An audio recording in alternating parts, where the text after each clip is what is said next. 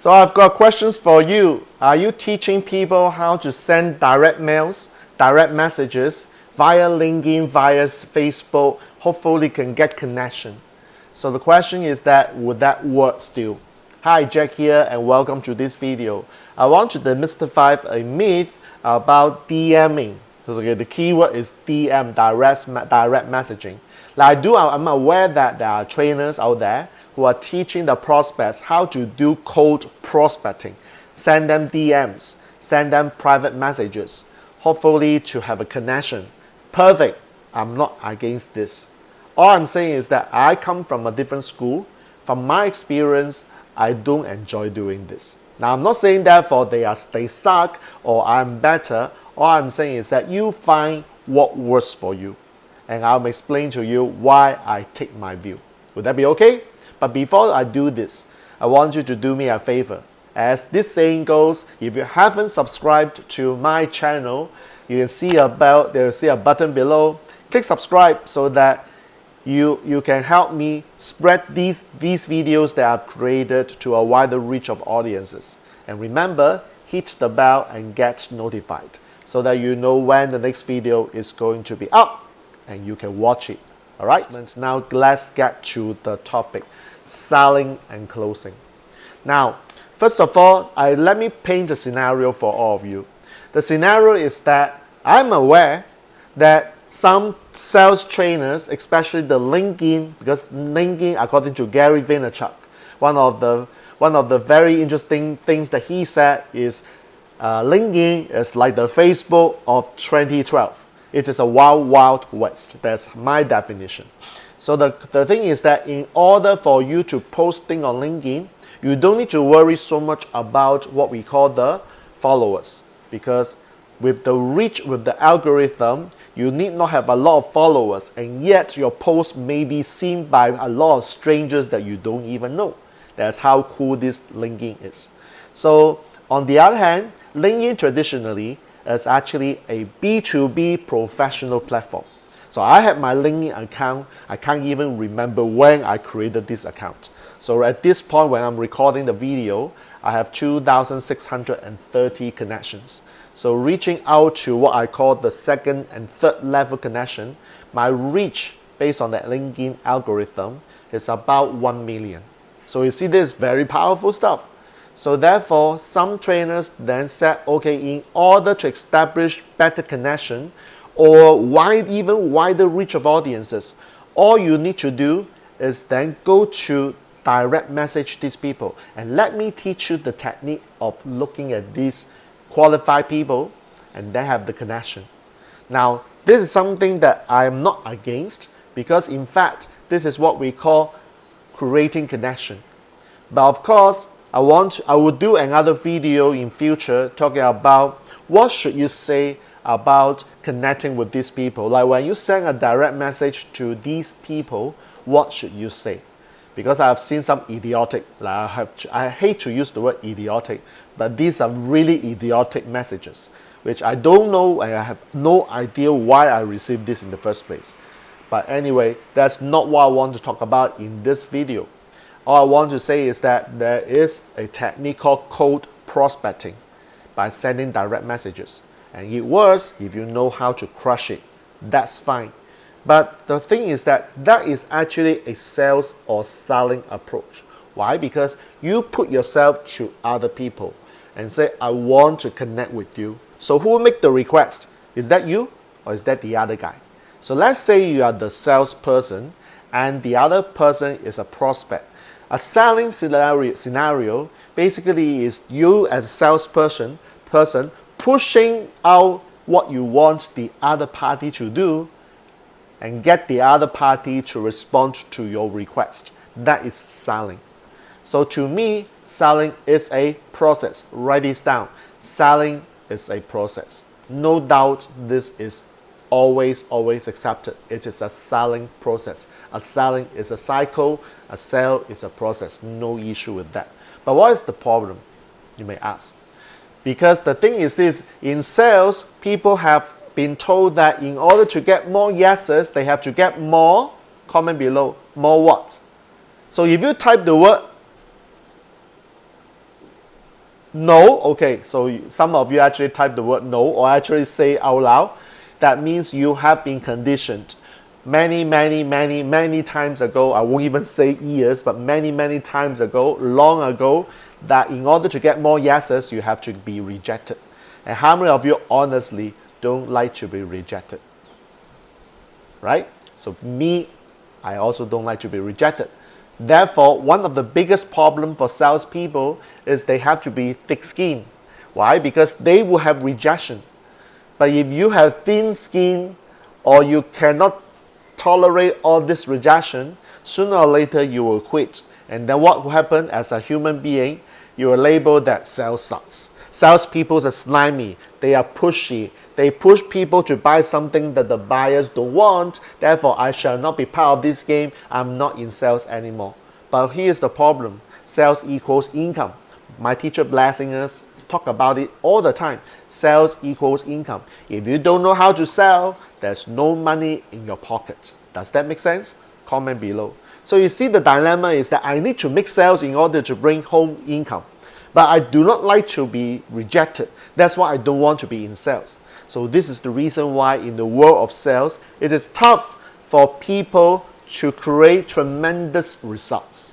They might be able to make tiny little money because they might be selling cheaper product, services. And people will just throw in like tens of dollars, hundreds of dollars. But if they want to make big money, that's where the problem is. Does that make sense? So I first of all, I want to acknowledge all the great salespeople because you guys are doing a great job. Because you guys are the one go out there making a difference. So congratulations. All right.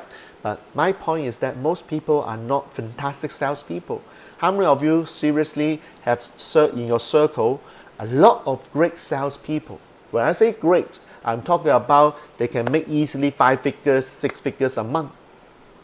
That's where the problem is. So that's the reason why I want to talk about closing. And I will talk about the word close. So this is a word close. What's the difference between closing and sales? So earlier on I said sales is a process. So if sales is a process, then what is close? Well, close is actually the result. Is the effect of you doing a close. So when the person say yes, congratulations, you close the person. If the person say no, well, it's something beyond your control. Understand something. Result is something beyond your control. You have done your job, so you can only expect 2 things. One, the prospect say yes to you, congratulations, high five. The other one is that the prospect say, no, that's not for me. And you've got to understand you cannot control the result. All you can control is your process, but not your result. Does that make sense? So to me, the best thing about the word close is I don't have any attachment to the result. Why? Because the result is either yes or no. So when you accept that, personal rejection should not be something that you should like blaming yourself. You say, shit man, this is not good and I'm lousy closer. No, it's not. It's just that your closing is not effective. You haven't helped the person understand what you offer is the solutions to solve the problem. So that your job is to ask yourself, what can I do it next time differently so that I am able to close another person, same product, same service, but differently, and increase my conversion ratio for this, right? Does that make sense? All right, so when sales is a process, close is a result, then how can you close? Number 1, you let the prospect come to you. This is the key. Salespeople push people to buy. The metaphor that I gave was, imagine I have this apple. I'm now asking you, I don't care, open your mouth, I shove the apple to you and swallow it. In the first place, I don't even care whether the person wants apple. I just shove the apple to his throat, ask the person to swallow it, and I say, I don't care. That is sales. Whereas in terms of closing, you've got to ask the question, well, I have an apple. Let me talk about the benefit of having an apple a day. So you just blah, blah, blah, blah. You educate your prospect. Help them understand that there are always benefits of having an apple a day. So then when you educate enough, when you give values to the prospect finally, some of them finally will come and say, hey, may I just ask a question or two? So you see the prospects are coming to you. So as salespeople go this way, the prospect goes this way in terms of closers. If you are closer, you let the prospects come to you. Your job is to get the process to a closer stage of the conversion cycle, closer and closer, eventually you close. That's it. That's how. This is very interesting, right? Come closer, closer, closer, closer, and then you close. Done. So that is like very interesting. So the point is that closing, I love closing because I can create contents, which is what I'm doing right now to all of you. Like these videos that I'm giving to you have literally no call to action. It's just to educate you to become a better speaker, trainer, facilitator. And the only, if you ask me like, yes, there is a call to action. The only call to action I have is that at the beginning of the video. I ask you to subscribe. So if you haven't subscribed, please do so. Thank you very much. So I'm making another call to action now. But the truth is that there's no other thing that I'm selling you. I'm purely educating my audiences, which a lot of the ethical influencers out there are doing the same thing. So I want to help people to understand that while if you are struggling on to create a business in speaking, training, and facilitation, these videos that I produce, I create regularly, will hopefully help you answer some of the questions you have. And by the way, why do I have these questions? Because there was a time I was confused whether I'm a salesperson or I'm a closer. Like which one make me feel better? Right? I don't like to sell. Honestly, even though I'm a freaking awesome closer, I'm not a good salesperson because I don't like to ask the person open mouth and shove the apple there. I don't, because I love this thing. I love to treat someone the way I'm treated. So imagine if somebody, a salesperson, slimy one, asked me to open my mouth like that and force the apple to me, which I don't want, then is that something to enjoy? Understand something. If you don't enjoy this process, then how on earth would you be able to create more sales?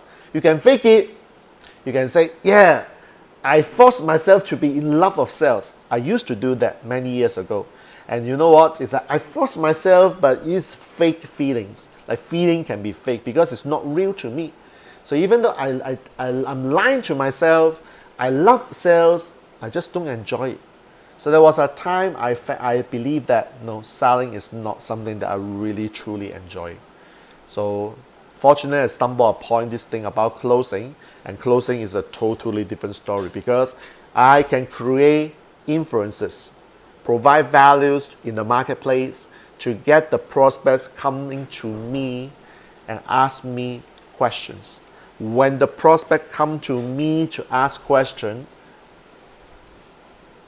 that means they have already indicated the willingness to listen. That's number one. They may not want to buy yet, but that is one step closer in the cycle. So how does a closer actually work? So one thing is that if you're running your business, like I'm talking to people who are running your own business right now. The key thing is that you got to provide contents to the marketplace so that people will know who you are, what you stand for. And at the end of the day, you are attracting the prospects, the ideal ones, to come to you and make inquiries. Go through your funnel. Well, you can actually send them to watch a webinar. You can send them to a form, to a place to fill up an application if you're doing coaching, consulting work. Or you can actually create an event to ask these people to attend the events, and then you can close after the event. So there are many media for you to do that. It can be application once again, it can be an event, online, offline, or you just be like, or if it's online, it's the webinar. So you can create various funnels to attract people to come closer to you. But before they can come to you, you've got to educate in exchange of them to be willing to come to you. That is to provide contents.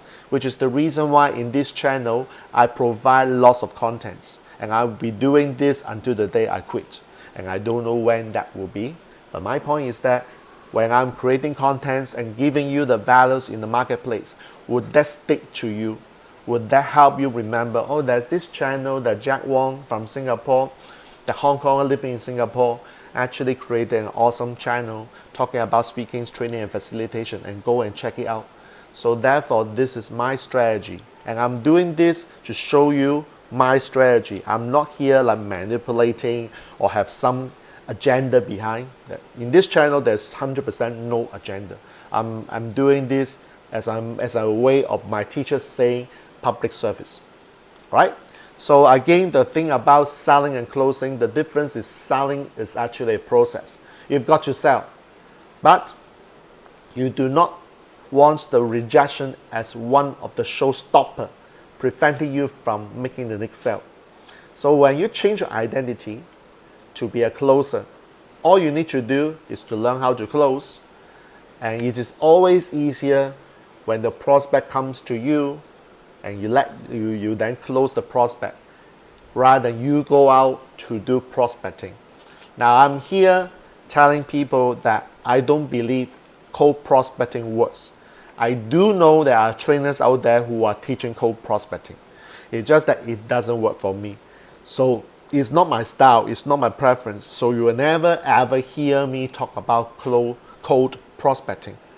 So if you want to learn cold prospecting, I'll be the wrong guy. So I don't teach cold prospecting, in other words. So therefore, you know what I have just done? That means I disqualify people.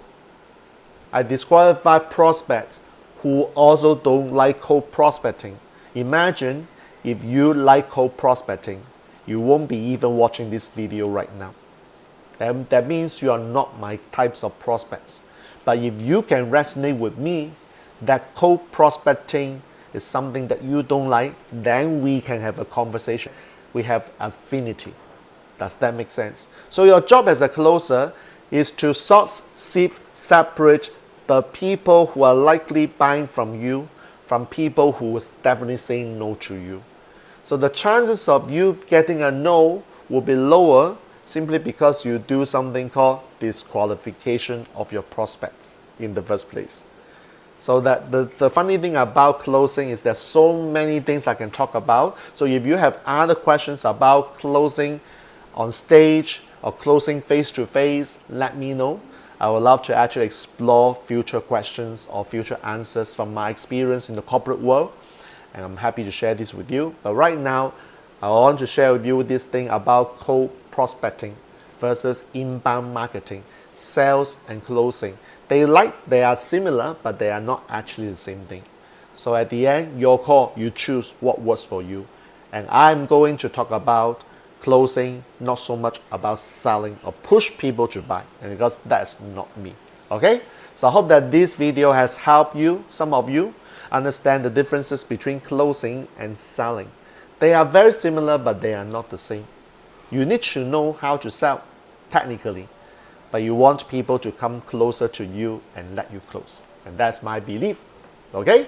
So if you have any other questions about speaking, training, and facilitation, comment below.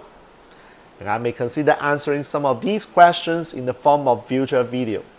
Remember, whatever I said in my video will only work when you work it. Alright? So please do something about what I've said. Implement something that makes sense to you. Create results and let me know. That is how you can make me proud. My name is Jack Wong. I hope our path crosses in future, some days, in form of future videos. But now I'm signing off. All good wishes.